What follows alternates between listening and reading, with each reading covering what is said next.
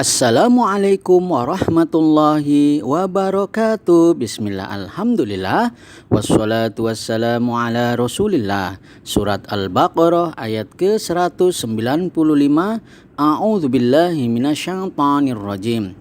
Wa anfiqu fi sabilillahi wa la tulqu bi aydikum ila tahlukati wa ahsinu innallaha yuhibbul muhsinina. Dan belanjakanlah harta bendamu di jalan Allah Ta'ala, dan janganlah kamu menjatuhkan dirimu sendiri ke dalam kebinasaan. Dan berbuat baiklah, karena sesungguhnya Allah menyukai orang-orang yang berbuat baik. Dalam surat Al-Baqarah ayat ke-195 ini, setidaknya kita menemui beberapa jumlah atau kalimat yang sempurna, baik itu jumlah fi'liyah seperti wa anfiqu fi sabilillah dan wala tulqu bi aidikum ila tahlukati wa ahsinu, ataupun kita juga di sini menemukan jumlah ismiyah, kalimat yang sempurna yang diawali dengan isim yang kebetulan di sini dimasuki oleh inna ya sebagai amil nasih. Baiklah, mari kita mulai dari wa anfiqu fi sabilillahi, dan belanjakanlah harta bendamu di jalan Allah. Wa anfiqu ini artinya dan belanjakanlah atau berinfaklah dengan harta bendamu. Wa di sini adalah wawu ataf, anfiqu ya, anfiqu merupakan fi'il amr, dia kata kerja perintah. Ini perintah dari Allah Ta'ala kepada kita. Wa anfiqu, sekali lagi fi'il amr, kata kerja perintah, mabni ala hadfun nun, tetapnya atas hilangnya nun di sana, dan wawu ya, kita lihat huruf wawu di sini ada alif, ini menunjukkan jama sebagai fa'il atau pelakunya. Ya, anfiqu merupakan fi'il amr, kata kerja perintah. Ini masuk dalam mutasharrif ya, sehingga kita bisa mentasrif dari secara istilahi dan secara lughawi. Secara istilahi dari fi'il madhi, fi'il mudhari, masdar, fa'il, maf'ul, fi'il amr maupun fi'il nahyinya dari anfaqa, yunfiqu, infaqun, munfiqun, munfaqun, anfiq, la tunfiq. Dan kita juga bisa mentasrif secara lughawi karena ini berkaitan dengan dhomair atau dhamir-dhamir yang mukhatab dari anta, antuma, antum, anti, antuma, antunna. Ya, anfiq, anfiqa, anfiqu, anfiqi, anfiqa, anfiqna. Nah, anfiqu merupakan fi'il amr dengan fa'il atau pelakunya adalah antum atau kalian semua. Ya, wa anfiqu, dan belanjakanlah harta kalian semua fi sabilillahi, di jalan Allah Ta'ala. Fi sabilillahi tentu kita paham ini ada huruf jar dan ada fenomena idhofah, di mana sabili yang merupakan mudhof dan Allahi yang merupakan mudhofun ilaih ya. Jadi idhofah atau tumpukan kata atau frase ya, di mana di jalan-jalannya apa? Jalan Allah Ta'ala. Fi sabilillahi, sabili dia majrur karena dia adalah isim yang diawali dengan huruf jar, dan Allahi merupakan mudhof ilaih yang wajib majrur sehingga tanda jarnya adalah kasroh di sana. Susunan jar majrur ini tentu muta'alliq memiliki keterkaitan makna dengan apa? Kita kaitkan dengan fi'ilnya, dalam hal ini adalah anfiqu. Berikutnya wala tulqu, dan janganlah kamu menjatuhkan. Wa itu wawu ataf, lanya adalah la nahiyah yang tentu dia memiliki amalan ya, dia menjazmkan. Dalam hal ini tulqu ya, dia merupakan fi'il mudhari yang majzum ya, tanda jazmnya adalah hadfun nun dengan dihilangkannya nun di sana. Kenapa ini masuk dalam fi'il mudhari? Karena salah satu cirinya adalah ada huruf mudhoro'ah berupa tak di sana. La tulqu kita biasa menyebutnya sebagai fi'il nahyi ya, sebuah larangan. Dan tulqu diterjemahkan menjatuhkan ya. Ya, kamu jangan menjatuhkan atau menyampaikan atau mengantarkan. Ya, mengantarkan atau mempertemukan. Di sini boleh maknanya banyak, tetapi dalam Kementerian Agama menerjemahkannya dengan menjatuhkan. la tulqu ya. Tentu kita sekali lagi tahu bahwa ini fi'il nahi, kata kerja larangan. Kita bisa mentasrif secara istilahi dan secara lughawi. Secara istilahi dari fi'il madhi, fi'il mudhari, masdar, fa'il, maf'ul, fi'il amr maupun fi'il nahyinya adalah alqa, yulqi, ilqaan, mulqin, mulqan, alqi, la tulqi ya. Awalnya dari la tulqi ketika fa'ilnya adalah anta. Ketika fa'ilnya antum, anta, antuma, antum, anti, antuma, antunna ya. Sekali lagi, ketika anta la tulqi, maka ketika antum menjadi la tulqu, begitu ya cara mentasrifnya. Berikutnya adalah biaidikum, dengan tanganmu, dalam hal ini dirimu sendiri. Jadi kita dilarang oleh Allah untuk menjatuhkan diri kita sendiri ya. Tentu kepada apanya nanti kita akan ketahuan. Biaidikum artinya tanganmu sendiri ya. Sejatinya ba ini adalah ba zaidah ya, dia hanya sebuah tambahan, tetapi tentu saja meskipun sebuah tambahan secara lafadz ya, secara penulisan secara perkataan ini, penulisannya secara lafadznya tentu menjadikan isim berikutnya menjadi majrur ya. Jadi IT ini merupakan isim yang majrur, tanda jernya adalah kasroh, kasrohnya muqaddarah, kasrohnya diperkirakan atas ya. Nah, di atasnya ya, atas ya yang thiqol ya, sulit untuk menerima harokat ya. Ya di sini sulit ya, sulit. Nah, di sini kaf yang menunjukkan dengan mim yang menunjukkan jamak ini sebagai mudhofun ilaih, karena sekali lagi aidikum, tangan kamu semua atau dirimu sendiri ini merupakan idhofah, di mana aidi merupakan mudhof, kaf dengan mim yang menunjukkan jamak ini sebagai mudhofun ilaih ya. Jadi sekali lagi ba di sini sebagai huruf zaidah, dia sebagai sebuah tambahan. Aidikum ya, aidikum ini secara mahalnya ya, bi aidikum ini mahalnya kan nasab. Karena apa? Karena dia sebagai maf'ul bih. Jadi wala tulku, janganlah engkau menjatuhkan ya. Apa yang dijatuhkan ini? Dirimu ya, dirimu sendiri atau tanganmu. Jadi ini maf'ul bih ya, secara mahal dia mansub ya, tetapi sekali lagi IT ya secara lafadznya, secara lafadz dia majrur ya. Ini agak unik memang membahas tentang ba zaidah ini ya, huruf ba zaidah ya, di mana bi dibaca di sini. Dalam bahasa Arab terdapat dua jenis huruf ba, yaitu ba yaitu yang asliyah, asli, dan zaidah atau tambahan. Ya, kedua jenis ini memiliki kandungan makna yang berbeda tergantung penggunaannya di dalam kalimat.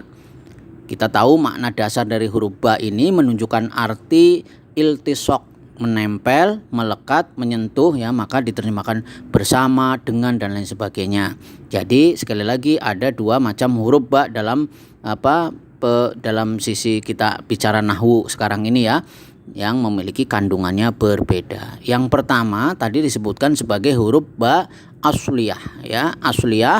Jadi huruf jar ba asliyah yaitu huruf ba yang memiliki kandungan makna khusus sehingga keberadaannya tidak mungkin dibuang, sebab makna dalam kalimat tidak akan sempurna ya. Seperti misalnya la uqsimu bihadzal baladi, aku bersumpah dengan ya, ini terjemahkan dengan negeri ini ya, maka tidak boleh dibuang karena akan merubah makna.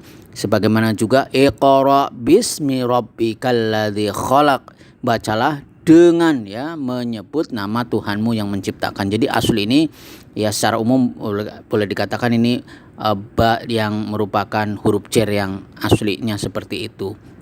Nah, yang kedua yang sekarang fenomena yang sedang kita bicarakan ini adalah ada huruf ba zaidah ya. Zaidah itu adalah huruf tambahan ya. Huruf ba zaidah adalah huruf ba sebagai tambahan yang keberadaannya terkadang boleh dibuang, wajib atau umum, mesti, dan lainnya. Ba zaidah ini berfaedah taukid ya, mempertegas ya, menegaskan di mana lafadz setelah di i'rab majrur secara lafadz, ya kan? Secara lafadz tadi kita sudah paham dia majrur karena apa? Didahului dengan yaitu ba itu ya, huruf jar yang meskipun dia zaidah tetapi secara lafadz tentu dia majrur, ya. Serta marfu atau mansub secara mahal, ya. Jadi bisa marfu atau mansub. Nanti kita bisa pakai mana berkedudukan ketika dalam keadaan marfu dan mansubnya secara mahal. Jadi dalam hal ini maka huruf zaidah bisa kita identifikasikan pada posisi-posisi berikut. Ya, pertama, ba zaidah pada fa'il, ya, sebagai fa'il nih, pelaku dalam uslub ta'ajub atau sebuah keheranan atau sebuah sesuatu yang wow gitu ya, yang berwazan af'il bihi, misalnya ajmil dan lain sebagainya, ya. Jadi menambahkan ba zaidah pada wazan ini dihukumi wajib, ya. Tidak langsung setelah ta'ajub, ya, dalam uslub ta'ajub langsung dilewatkan tuh ba-nya, tapi dia wajib ada, ya. Kemudian yang kedua, ba zaidah pada fa'il dari fi'il kafa. Kafa, ya, menambahkan ba zaidah pada fi'il ini dihukumi ghalib dan urgen, ya. Wa kafa billahi syahida, ya, misalnya seperti itu. Jadi ada ba-nya. Nah, sekarang yang terakhir yang sedang kita bicarakan adalah ba zaidah pada maf'ul bih, ya, karena posisi yang sedang kita bicarakan banyak, ya, banyak pada posisi maf'ul bih, ya. Itu fiil-fiilnya sudah ditentukan, ya. Apakah kafa, alima, ya, kemudian arofa, ya, sami'a, ahassa, dan sekarang yang sedang kita bicarakan alqa, ya, alqa ini. Jadi contoh yang sedang kita bahas adalah wala tulqu bi aidikum ilat tahlukah, ya. Posisi bi aidikum ini, ya, janganlah kamu menjatuhkan dirimu sendiri, ini posisinya secara mahal dia mansub karena sebagai maf'ul bi atau objek, tetapi sekali lagi secara lafadz dia majrur, ya kan. Jadi bi aidikum, ba-nya sebagai huruf zaidah, aidi maf'ul bih, ya, majrur, ya, secara lafadz mansub secara mahal, dan kaf dengan menunjukkan jamak ini sebagai mudhofun ilaihnya karena aidi merupakan mudhof. Begitu, ya, cara kita. Alhamdulillah kita sudah mengetahui tentang sedikit penjelasan tentang ba, baik ba asliyah maupun ba zaidah, ya. Bi aidikum, tanganmu, atau di sini diterjemahkan secara bahasa Indonesianya dirimu sendiri. Jadi jangan kamu menjatuhkan dirimu sendiri, ya.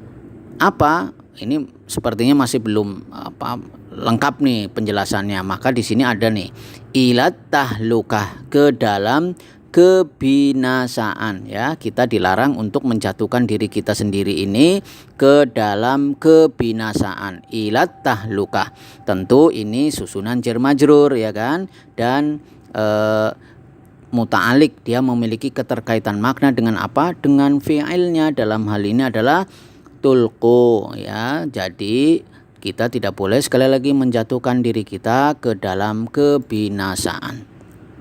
Selanjutnya wa ahsinu, dan berbuat baiklah, ya. Ini seperti anfiku dan berinfaklah, maka ini ahsinu, ya, tentu merupakan fi'il fi'il amr, kata kerja perintah, ya. Kerja perintah dengan wawu jamak di sini menunjukkan fa'il atau pelakunya yang kita tentu bisa paham. Nah, di sini udah terlihat antum dalam sebuah kotak. Ahsinu fi'il amr, kita mentasrif secara istilahi dan secara lughawi. Secara istilahi dari fi'il madhi, fi'il mudhari, masdar, fa'il, maf'ul, fi'il amr maupun fi'il nahinya dari ahsana, yuhsinu, ihsanan, muhsinun, muhsanun, ahsin, la tuhsin, ya. Kita ketemu nih fi'il amrnya ahsin ketika dalam keadaan fa'ilnya adalah anta, maka ketika dalam fa'ilnya atau pelakunya antum menjadi ahsinu, ya.